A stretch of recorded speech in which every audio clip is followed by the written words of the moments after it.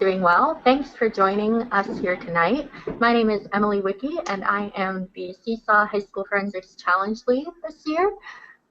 This is a webinar basically to give you guys some background on the progression of the competition, what sorts of prizes you can win, the type of team you should form if you want to be eligible for prizes, and some information on how you can prepare for the competition in the next few weeks, as well as a link to register and a link to the frequently asked questions and the rules. So if everyone can hear me, which it looks like you're all good, I'll just go ahead and get started.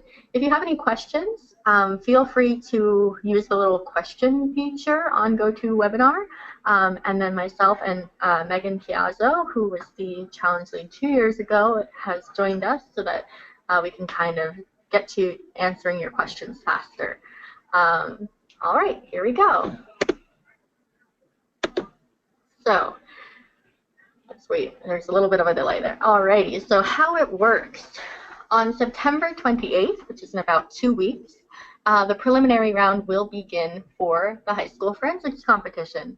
For those of you who have played before, you may know that there is a preliminary round and a finals round for this competition. The preliminary round begins as students work in teams of 1 to 3 students. So you can work by yourself if you don't have 2 other teammates. But it is encouraged that you do work as a team because teamwork is a good thing and a real life experience you should have, as well as if you are eligible and move on to the final round, you will be a little crunched for time. So having 3 people working towards a goal is always a little bit more efficient than 1 person. So just keep that in mind before you give up and say you'll work by yourself. And then each team also needs to have a mentor. This mentor has to be some form of an adult who is approved by your school.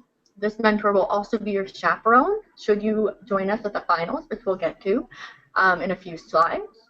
So this person should be a teacher or someone that your school is okay with signing a permission slip, that sort of thing. I don't know what's changed since I was in high school, but teacher's best.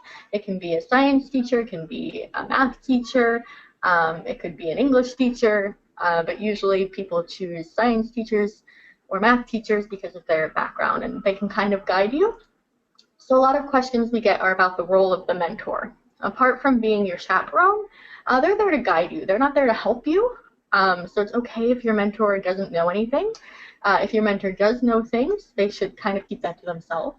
And really, they're there to encourage you if you get stuck on a problem, maybe tell you you're hitting a wall and you should move on, and just kind of be there as a sounding board too. They shouldn't really be helping you, more like, you know, making sure you're not going really far off track and like wasting your time. So once you have your mentor and your team all set up with a fun name, hopefully, you'll be working through a Jeopardy-style board of questions that we refer to as challenges. So the challenges will be across many topics, such as file system forensics, malware analysis, maybe some steganography or image forensics, things like that. And each challenge will be assigned a point value. So this value will range somewhere between 50 points and 500 points. And those are based on the difficulty we think those challenges deserve. So a 50-point challenge might be something like forensics trivia, and a 500-point challenge might be something more difficult, like analyzing a piece of malware or something like that. So these challenges and their point values shouldn't alarm you. If you're new to the competition and you've never done anything in forensics or played a competition like this per se, don't be intimidated by the 500-point challenges. Some things do come more intuitively to others. So you could get really stuck on a 200-point challenge, and then it could take you an hour to solve a 500-point challenge, just depending on how you work. So don't say that you can't do the 500-point challenge. We really want this to be a learning experience for you and to kind of embrace learning through the challenges. So each challenge, as I said, will have a point value. So the team that accumulates the most number of points by the end of the challenge, which is October 8th at 6 p.m., will be eligible for a tiebreaker. So on the evening of October 8th, once the challenge has ended, I will send out a tiebreaker. And the teams that have maxed out their points or gotten the most points. So the team that has the most points will be given a tiebreaker. Like I said, you'll submit your response to the tiebreaker, and then the HS team will judge your tiebreaker and announce the top 10 finalist teams.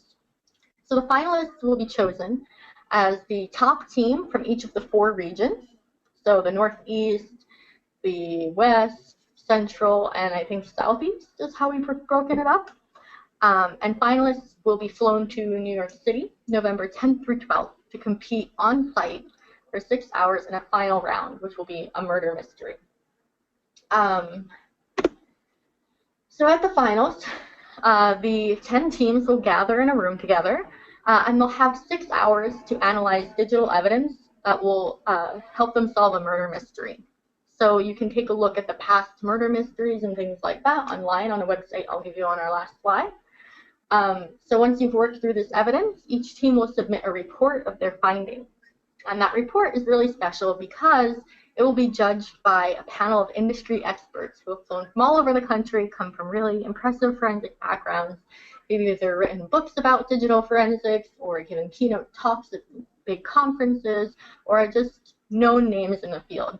So not only will you have an opportunity to have your work judged by them, but you'll also be able to meet them, meet other students pursuing cybersecurity at your age, at your level, and higher. There'll be college students at this competition as well, all the way up to PhD students. So you'll really get to kind of network and get a feel for what life is like beyond experiencing this in high school.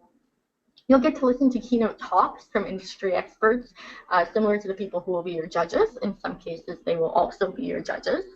And you'll get to connect with sponsors like Palo Alto Networks, the Department of Homeland Security. There'll be an industry fair with all of these big companies and corporations present. So you'll get to talk to people from there too, get some resume tips, that sort of thing. It might be a little early to be thinking about resumes, but it never hurts to talk to these companies and see what your life could be like should you continue to follow the path to cybersecurity. Let's see. What's next? So awards. So let's see. Step by step, you formed a team, you've gotten a mentor, you've proceeded through the preliminary round, you've gotten the top number of points, you've passed through the tiebreaker, you've flown to New York City, and you've met me, and now you've met your challenge full of your murder mystery and all of your evidence, and you've won. You've won 3rd place, you've won 2nd place, you've won 1st place, whatever it may be, and you get a scholarship to NYU should you be accepted. So the state winners, the top team from each state, will get a letter of recognition saying you are the best competitor at CSAW High School Forensics from your state. Regional winners from those 4 regions will get a plaque saying you were the regional winner at CSAW HSF. And then the 1st, 2nd, 3rd place and all of the 7 other finalist teams will get scholarship as listed here. So it's $56,000 scholarship to NYU if you win 1st place. And that's for each team member.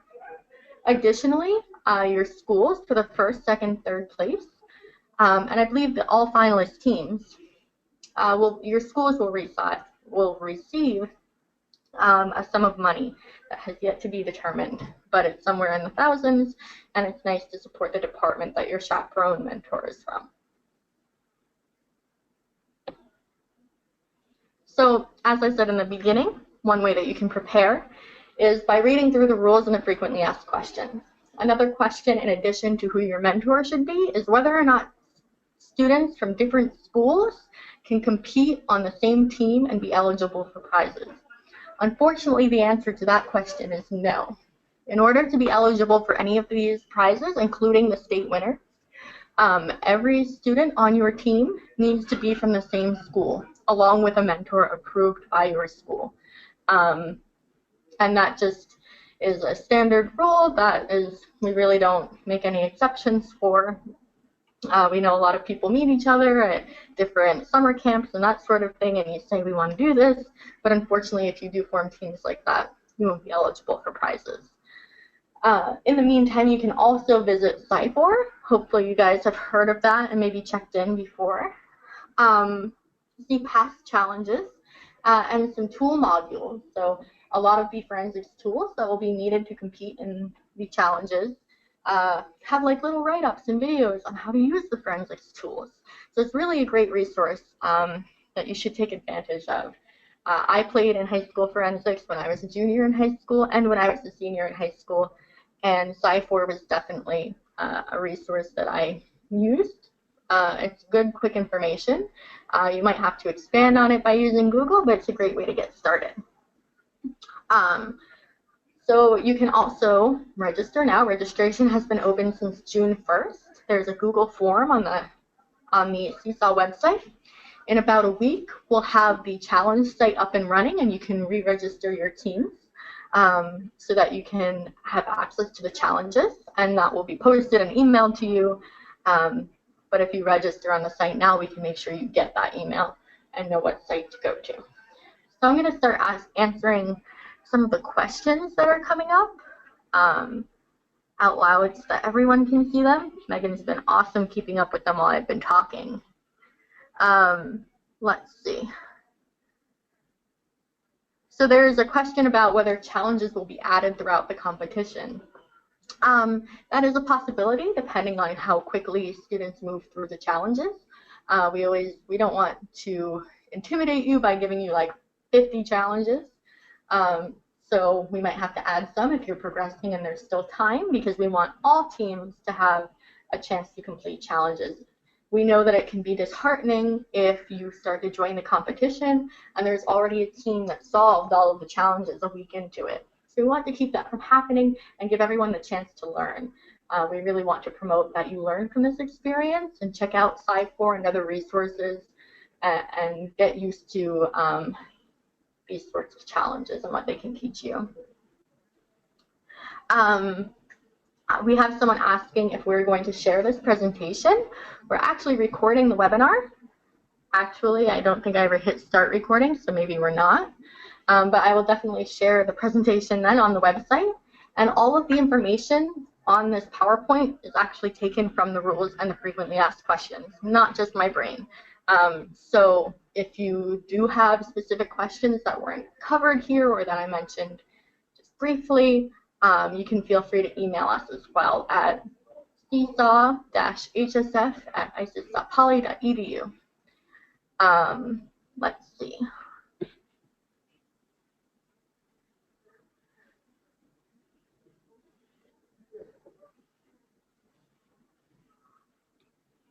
If your school has multiple teams, you are allowed to share a mentor.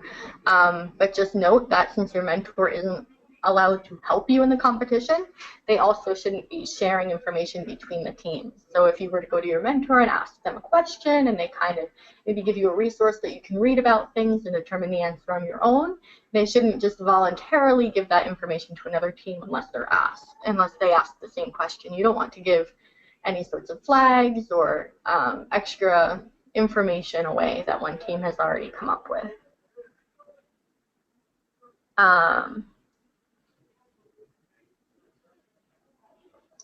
So there's a question about the categories that will be included in the forensics challenge. That's really determined.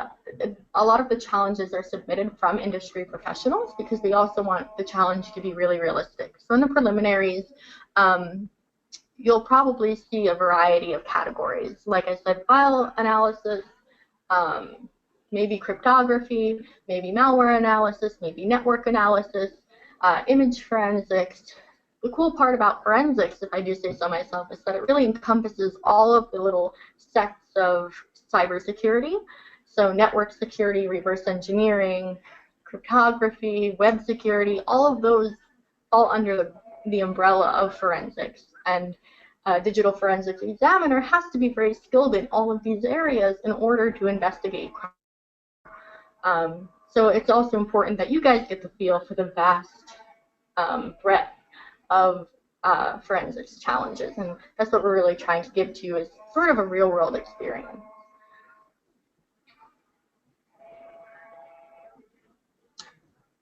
So in if you are calling in from Abu Dhabi, we do have a concurrent competition running at the same time.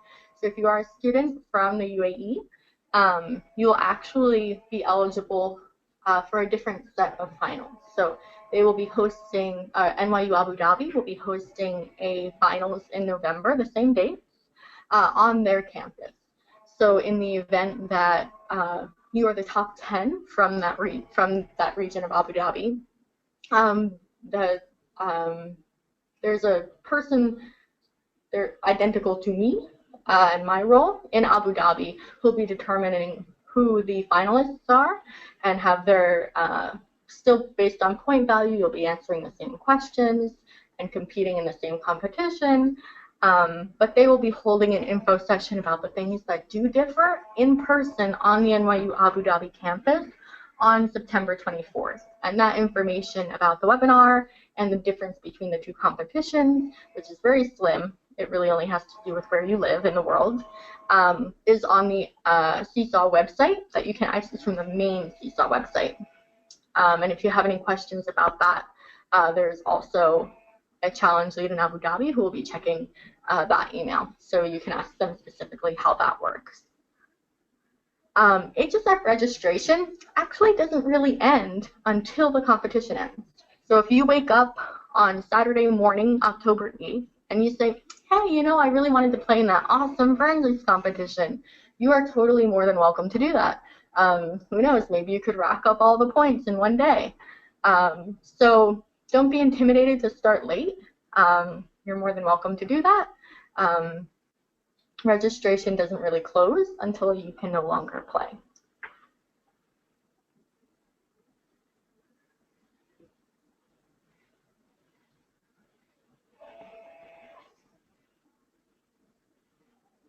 So I have a question about how much of a disadvantage you'll be at if you've never done anything like this before.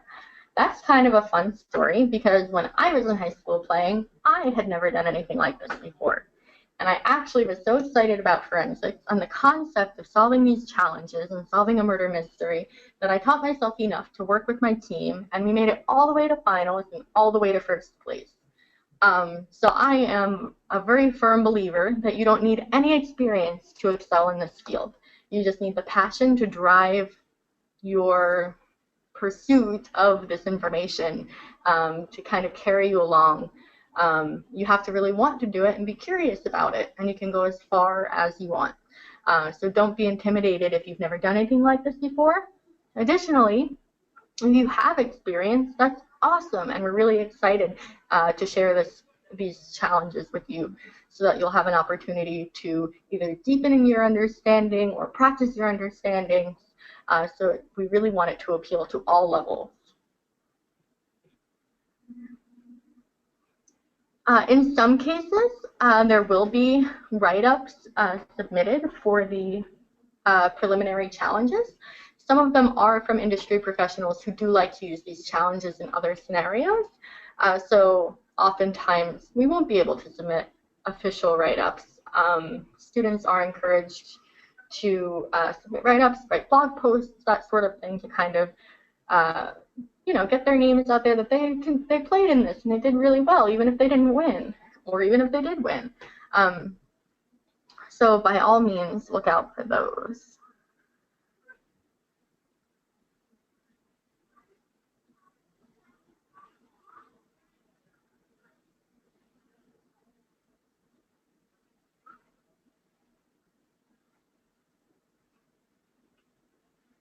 So all of the finalist teams are based on scores on the leaderboard.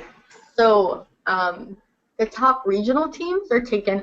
Oftentimes you do find that the top regional teams are also the top teams, right? So if you are #1 overall, you're going to be top in whatever your region is. So the top from each region and the top overall will be accepted based on the tiebreakers. So if you, let's say the top score is 1,000 points, if you only had 20 points, you're probably not going to make it to the final, even because the top team got 1,000, maybe the second team got 1,000, maybe the third team got 1,000, and they all kind of did their tiebreaker. So it is based on scores on the leaderboard. The scholarship is only awarded should you be offered admission to NYU. In a lot of cases, though, if you are not admitted to NYU and you are admitted to another university, HSF will not only look good on your resume to get into these universities and winning first place and such, but it will also carry with you when you're applying for jobs, should you be in the field of cybersecurity. And a lot of schools do take into account that, well, hey, NYU is going to offer me $56,000 a year to go there. So, like, what are you going to give me if I'm going to go there? So you can use it as bargaining chip should you not be offered admission to NYU. But that's not something official that we can guarantee. It's just something that you should note, that there is value in the scholarship should you not decide to attend NYU. During the competition, there will be, you can join the IRC channel for CSAW. You're encouraged to kind of talk to your peers, see how people are doing, meet other people your age who are interested in digital forensics and cybersecurity. But we will not tolerate key sharing, key dumping, anything like that. Don't be a nuisance. Be fun, have fun, just don't be a jerk. Those are usually the rules. Let's see.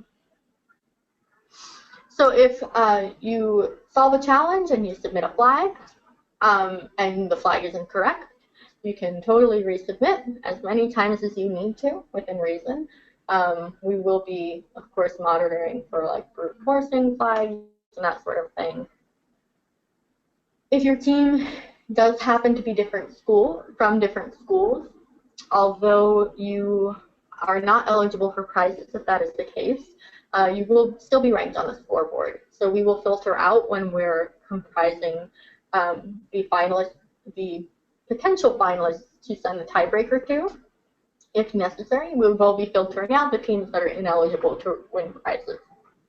Excuse me, but you may still be on the leaderboard.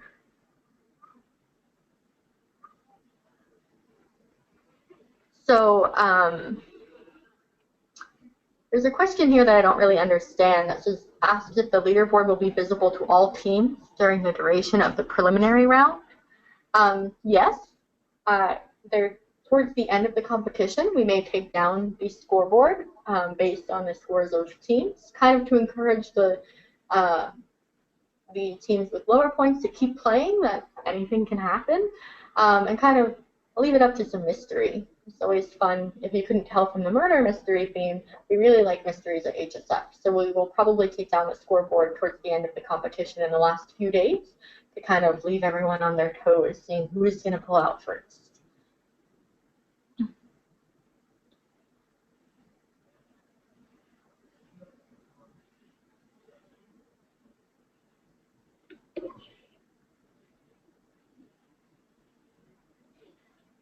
Great, so if anybody has any other questions, make sure you submit them through the questions portion.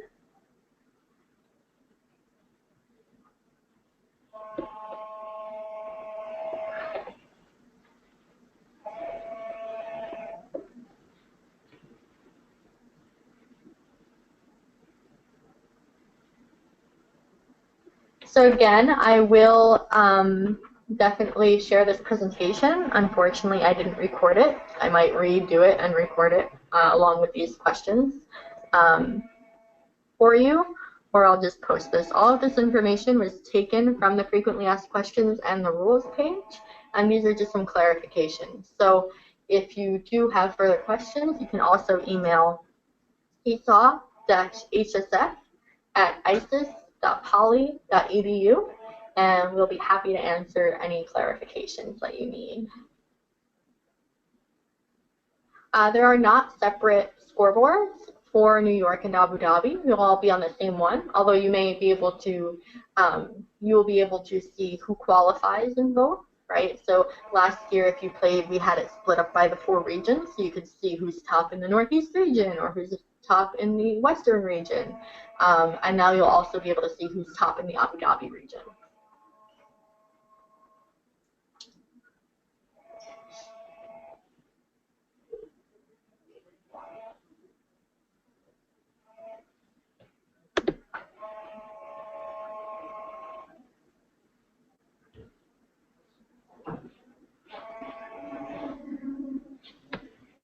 All right, so we'll stay on for just a few more minutes to see if anybody has any questions.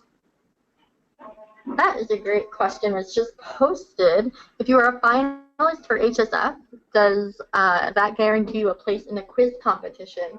This year, all CSAW registrants, which would include finalists for HSF, are eligible to play in the quiz.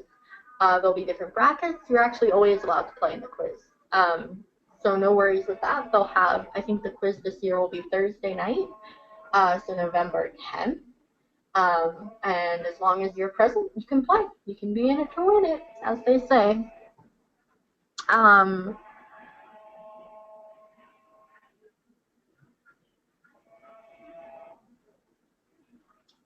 So CSAW doesn't exactly post a list of tools that you need to play in HSF. That is something that would take away from you learning, right? So if we give you a question, we expect you to, read the prompt for the question, download the evidence, kind of take a look at it if you can, and really determine from the hint that we provide and maybe the file extension of the evidence what you need to solve that challenge. So back when I played in HSF, all of the evidence used to just be posted online, and you could download it in a zip folder. It was before this was individual challenge based. And I didn't know what a zip folder was. That was that many years ago that the internet was so new, I guess, I don't know. But I didn't know what a zip folder was, and I couldn't open it. So I had to figure that out for myself. I couldn't just, Google yellow folder with gray line on it. How do I open this, So we really want, and I learned so much from that process. Now I know what a zip folder is, as silly as that sounds. I hope you get my hint of sarcasm. But it's really important that you learn as much as you possibly need. If we give you a list of tools, that kind of gives you some hints about, well, oh, this is a registry, like a registry hive. I need a registry viewer. So if we put a registry viewer on there, you'll kind of expect that. So things like that we really leave up to you. It's kind of part of the competition, part of the learning process. But on CSAW, what you will find is examples of how to use just general forensics tools. There will probably be ones on there that you won't need to use. There will probably be ones that aren't on there that you will need to use. And that's not on purpose or for any specific reason. It's just sort of things that students over the years have put together and contributed to, and we do our best to keep it updated. So additionally, if you find a tool super useful during high school forensics and you'd like to submit one of the modules on CSAW, you're more than welcome to do that too, and we'll look over it and we'll post it, and now future people can use it. But that's the purpose of CSAW.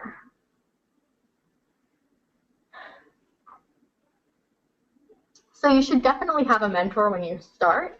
We are aware that school just started for you guys, and that can be a little difficult to get the team together and get the mentor together, but you should register with your mentor because if you are eligible to be a finalist and we contact you and you don't have a mentor, that makes you ineligible to be a finalist. You could be the top scoring team, and if you don't have your mentor registered, there's really nothing we can do because you need to have an adult, some form of adult supervision to proceed to finals.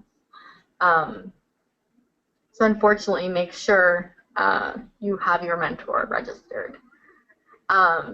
We're giving you a week and a half to solve these challenges, a week and 4 days. How long it takes you is relative to your skill level, your teammates' skill level, how much time you want to commit to this challenge. Hopefully, you're all not sacrificing your schoolwork or anything like that to get this done. Or your extracurricular activities. Hopefully you're just doing this in your spare time, but also making it a commitment. We want to see you learn and excel, but we don't want to see you struggling in your classes or anything because you were too up all night playing HSF.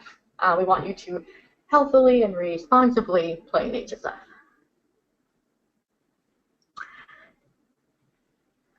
So the fun part about being a finalist, or one of the fun parts, I think being a finalist is great, but I'm also very biased, is that we do pay for you to fly to New York City, which might not be as exciting if you're from New Jersey, but if you're from California or Seattle or Georgia or Kentucky, it could be really exciting to win this free trip to New York City. and come all this way and get to compete and meet elite hackers in the area and industry experts. And CSAW is really a fun event to be in person as well. So doing your best and working hard is a really great experience to get here.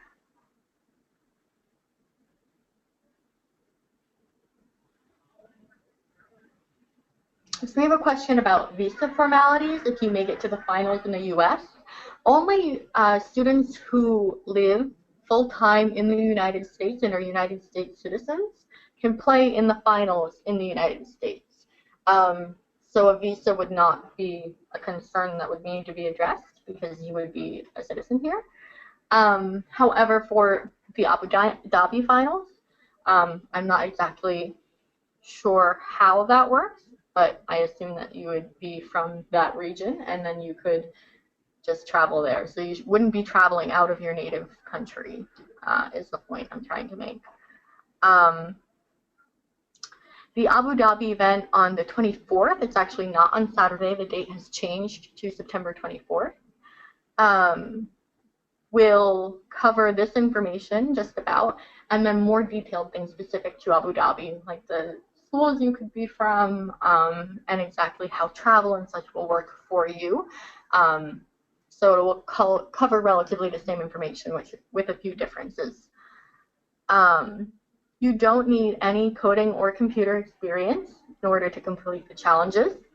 Like I said, I didn't know what a zip file was. So if I can get past that many, many moons ago, you can totally come in with, hopefully you all know what a zip file is. You're living in a different generation than I was. But you can totally compete in the challenges with just a little bit of experiences.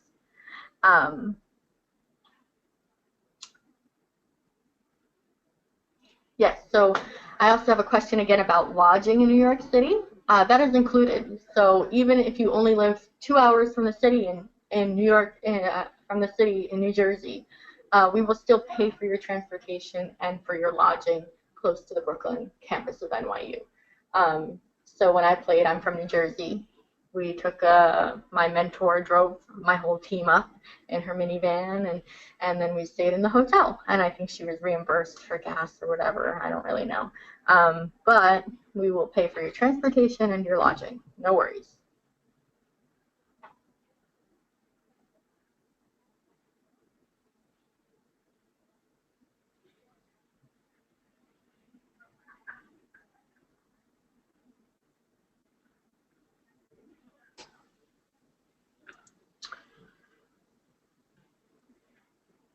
So in the event that your mentor is unable suddenly to compete to accompany you to the finals in New York, you would need to notify us as soon as humanly possible. If they've so probably before you're even a if you're notified that you are a finalist and you talk to your chaperone mentor and they say, oh no, I'm all of a sudden busy on November 10th through 12th, then yes, you will need to change it because you still need a chaperone, but you need to let us know immediately. Hopefully, your mentor already knows that they'd be potentially needed on the 10th through 12th, so you should give them that date now and make sure they're aware that they're committed to accompanying you. And if they say, I don't really like that commitment, then you need to find another mentor. Someone asked if it's possible to change this mentor once you've registered for HSF within reason.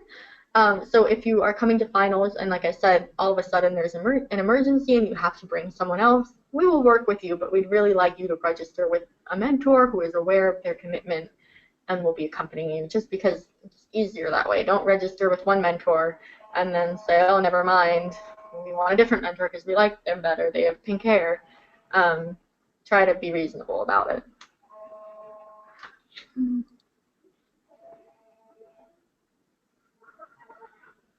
The Abu Dhabi finalists do get similar opportunities to the New York finalists. Their prizes and scholarships, I think, are slightly different. And I believe that travel will still be provided, although I'm not certain. All of that information is on the CSAW website and will be covered in their orientation on the NYU Abu Dhabi campus on the 24th. You can have 2 or 3 mentors, but they wouldn't be official. We will only pay for one student or for one chaperone to accompany you to the finals. So we will pay for up to 3 team members, which is all you're allowed on a team, and one mentor to accompany you to finals. So if mom and dad want to come too, then they'd have to be responsible for their own travel and accommodation. The preliminary questions, challenges, do take place online. If you register on the Google form provided at csaw.engineering.nyu.edu/HSF register, you will submit the Google form, and then we will email all of you when the challenge site is ready for you to register there, along with the same team name, etc., and access the challenges.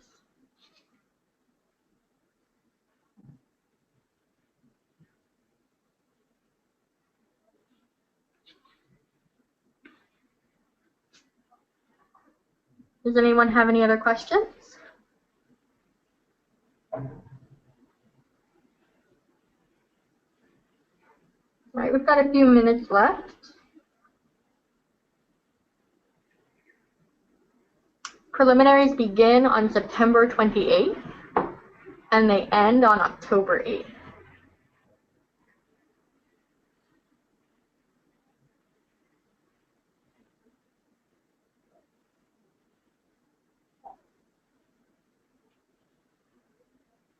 A parent can be your mentor as long as the school approves that.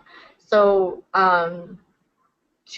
for reasons of us accommodating you and bringing you and flying you out to New York City, your chaperone will have to be approved by your school and whatever it entails to get a class trip approved, that sort of thing. So your school has to be okay with your parent being your mentor, and we'll need written documentation from your principal saying that.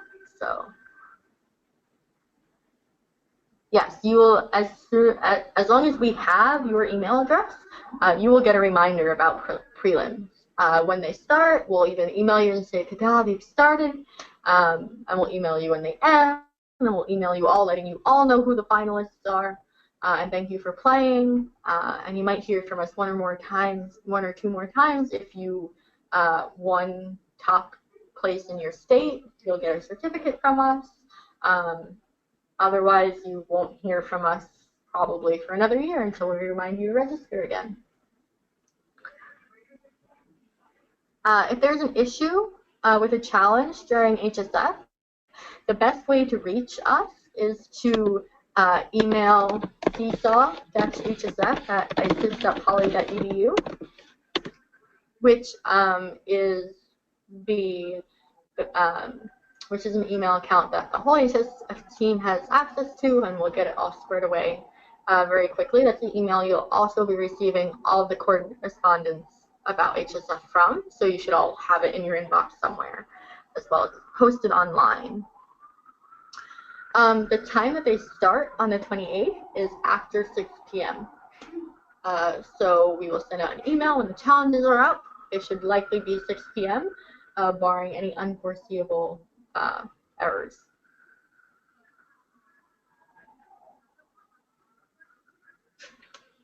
If you've submitted a flag incorrectly, you will be notified because it won't give you points. So in order to gain points, you have to submit the correct flag, right? And if you don't get points, if it doesn't say the challenge has been solved, yay, ta-da, here are your points, then you know to try again.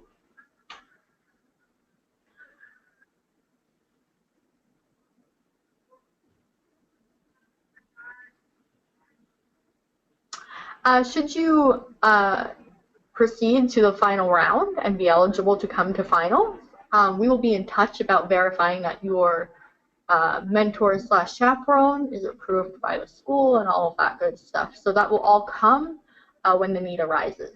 But it's best to make sure that it's a teacher. Making sure it's a teacher is the easiest way to prevent any problems with a mentor.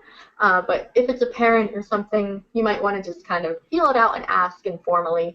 And then we will have to verify it, get some things signed by your principal, all this paperwork and stuff to get you out here. which shouldn't be too much paperwork, but it'll be sufficient to verify that everything's copacetic. You don't need a team to compete in prelims, but as I said at the beginning, if you are a one-person team, you may be at a disadvantage when finals come around because you'll have 6 hours and just, you know, it's like from 9 a.m. to 4 p.m. with an hour for lunch. So you have that time allotted. And if it's only one person and everybody else has 3 people working, you'll be at a disadvantage, right? So you really want to consider that when you're forming your teams. The flag that I speak of, what is this flag? So, like I said, there'll be a Jeopardy-style board full of challenges, and each challenge will have a hint, which kind of gives you some sort of direction as to what you're supposed to do with the evidence you'll download. Excuse me, and somewhere within that challenge, there will be either something called a flag, which is simply the word flag with a curly brace and some random information, and then an end curly brace. And that is the value that you will submit into the Jeopardy-style board to get points. Sometimes it won't be a flag in that format. It will be the answer to a question provided to you in the hint, or some piece of information you're told to find within the challenge. So for those of you who have played in CTFs before, you may be familiar with the concept of a flag, but this differs a little bit, and that you'll know the format based on the hint and the type of question that you're asked.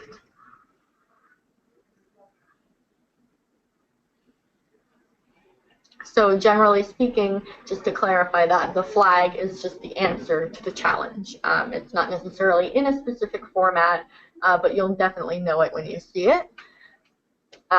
Also, if you submit something that's the wrong flag, like I said, you won't get points. So that's also a hint that you're off. And should problems or questions arise throughout the competition, I'll be there with some people from the rest of the HSF team kind of looking over things and ensuring that we have the proper flag to compare it to and that you're right and all those things. So again, your mentor is not there to help you. We don't want your mentor to say, oh, look, I know how to solve that challenge. You should try this. That is definitely not supposed to ever be something that comes out of their mouth. It's more, mentors are there mostly as your chaperone for the final round and to guide you, right? If you're saying, oh, I tried X, Y, and Z on this challenge and it's just not working. I hate this. It's no fun. They're there kind of to boost your morale and suggest, well, you know, maybe you should try something else. Take a break. Visit another challenge. Ask a friend who's on your team. And just kind of be there for moral support more than anything else. They shouldn't be necessarily teaching you how to solve challenges. I know that they can give you reading material, so if you're trying to recover a bunch of deleted files, maybe they'll send you like a research paper on file carving to read. That's not really helping you, it's more guiding you, right? So there's a distinct difference.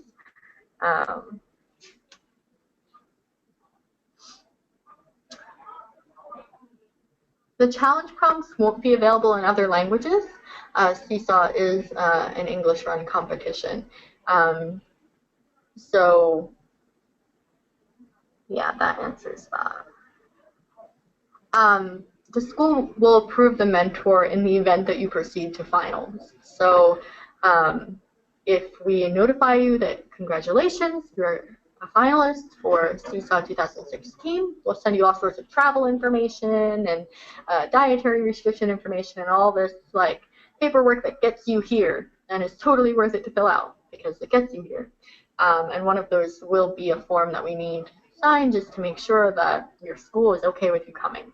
They're just formalities because you're under the age of 18 and you're traveling on our dime, so we just have to make sure all the legal stuff is legal.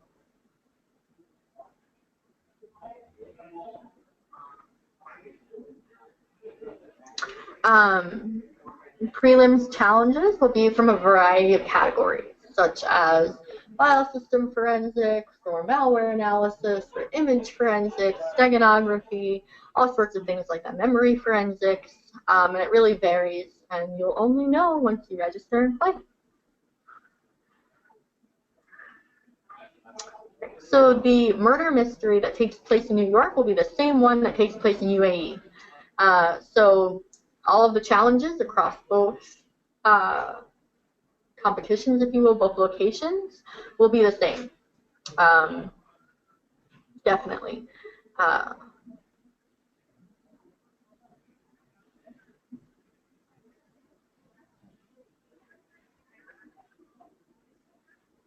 There is the potential for those challenges to vary slightly because of the time differences and what's available in both countries. So, but they will be relatively the same.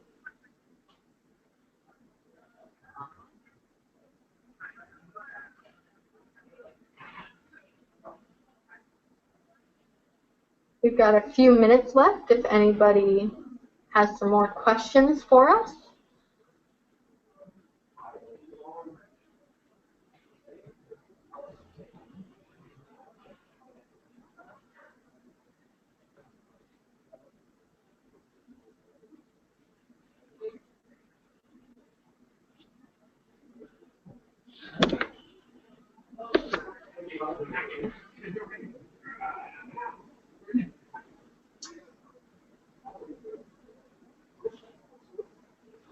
So some of the most important things to keep in mind as you progress through prelims and finals, and I guess in life, if you really want to get sappy, is that this is a learning experience, right? When I played in HSF, when I was a junior in high school, I had no idea what I was doing. I just saw something that I thought was really fun and I wanted to pursue. So we really encourage you to learn the most you can based on the challenges we give you. Don't be intimidated by something you've never seen before. Don't be afraid to try to use a new tool you've never used before. Just kind of dive into it if that's what you want to do. Don't let not knowing hold you back from things or embracing the competition. We want you to learn a lot and have a lot of fun and really use your problem-solving skills. You don't need to be a star to compete in high school forensics. You don't need to know everything about digital forensics. You don't have to be on your school's coding team or something like that. It helps to know how to code. It helps to know things about computers. But if you have the passion, you can learn it. So don't get caught up in what you don't know. I encourage you to get caught up in how can I learn that.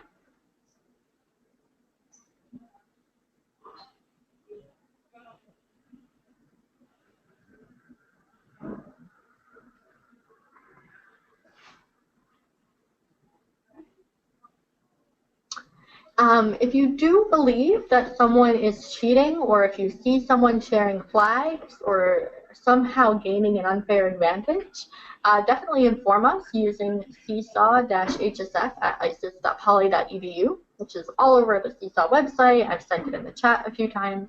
Be sure to email us if you have problems like this or you notice them.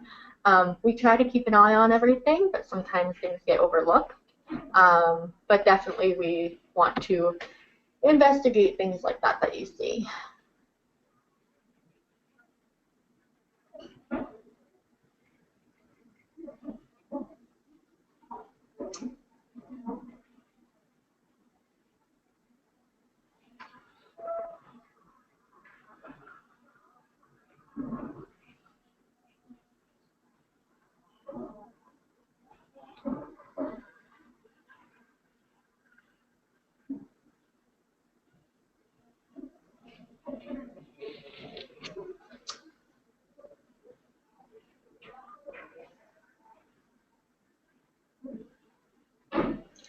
Entering incorrect flags throughout the competition will not hurt your score unless you do so in attempts to break our system. That's another thing that brings me to things that would constitute an unfair advantage. Any sort of vandalism to any of the CSAW sites or NYU infrastructure won't be tolerated. You'll be disqualified and appropriate action will be taken against you should you do these things. So don't try to bring down our website or break anything or submit flags until it just gives up and says okay, which it shouldn't do, but you never know what you youngins are coming up with these days. If you do find a problem with any of our infrastructure challenges, again, we ask that you notify us through CSAW-HSF@isis.poly.edu. Humans write the challenges, humans check out the challenges, and humans post the challenges, and humans build the websites. And humans are prone to error. So if you find errors, we'd really appreciate it if you just let us know. Have fun, play fair, and don't be a jerk. Those are the 3 main rules.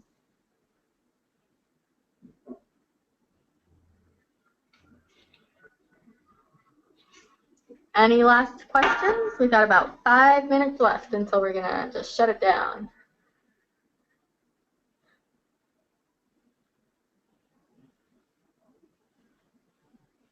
Yeah, so entering incorrect flags will not hurt your score, and you will have the opportunity to retry answering. So you can answer as many times as your heart desires until you get the right answer and you get the point. Of course, within reason, don't try to break the system by entering 1 billion answers per second or something.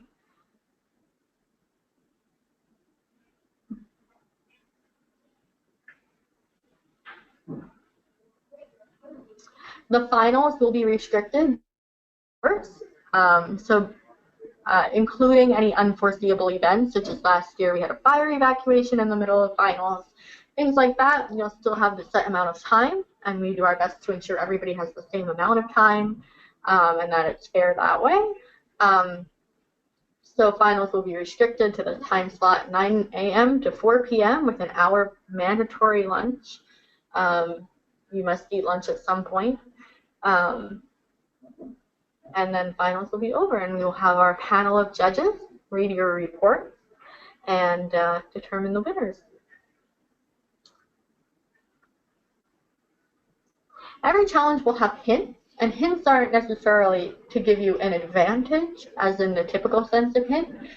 Hints are basically just kind of like little descriptions. So it could be something funny, that we're just basically telling you what kind of file it is, or it could have a little storyline to it, or it could just, be this is the format of the flag we're looking for.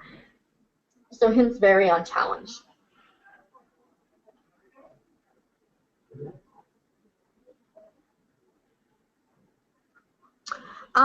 We don't have policies about like when you can and can't work on high school forensics. We just really encourage you not to let it deter you from doing your schoolwork on time and attending your other extracurricular activities and such. We don't want you to say, sorry, I didn't show up to class because I was working in high school forensics in like the library.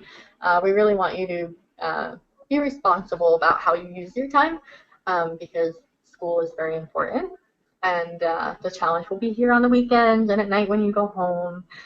Make sure you get your sleep and don't go crazy, but we're really excited to have you competing, so do contribute sometime, please.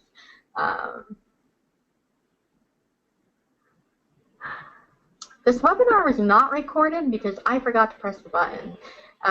So that really stinks, but if you do have any questions that haven't been answered or that you don't remember, you can check out our rules and our frequently asked questions page. Visit Sci4 to get some more information, some examples of how the murder mysteries were previously created. And if you really have any questions that you don't want to wait and see what happens or aren't answered on our website, then feel free to email CSAW-HSF@isis.poly.edu, and someone will get back to you or make an alteration to the website or something. Finals are 1 day for 6 hours on site in Brooklyn, New York. So if you're a finalist, we will fly you out here, all expenses paid. We will put you up in a hotel near campus. We will spend the weekend meeting industry professionals, college students who are playing in the other competitions. We'll feed you some cool food, introduce you to some cool people, and then you'll have 6 hours on the Friday, November 11th to compete in the final round, which is solving a mock murder mystery. And that's that. You'll submit a report, and the next day we'll have an awards ceremony where we tell you who won and give you your prizes. So how much time you should spend, actually it's 8 o'clock, so I'm just going to answer these 2 more questions that are up here. On the time you should spend per day on HSF, that's relative to your experience, your teammates' experience, and how much time you want to dedicate to it. You have a week and a half, and we think that's sufficient for you to solve the questions, so do your best.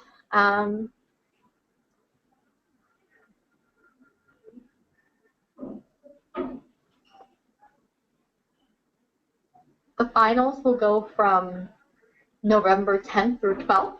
So you would come on November 10th, spend the day listening to keynote talks, the evening mostly, the keynote talks. Friday you'll be competing and have another keynote talk in the evening, and Saturday is the awards ceremony. So the age limit to be in CSAW is to be in high school. So as long as you're in high school and enrolled in high school and attending high school, you're good to go. I think that about wraps up our time. If anyone has any final questions, just let me know. And feel free to email HSF or CSAW-HSF@isis.poly.edu with anything else. Thanks, guys. Best of luck competing, all that good stuff. Have a good night.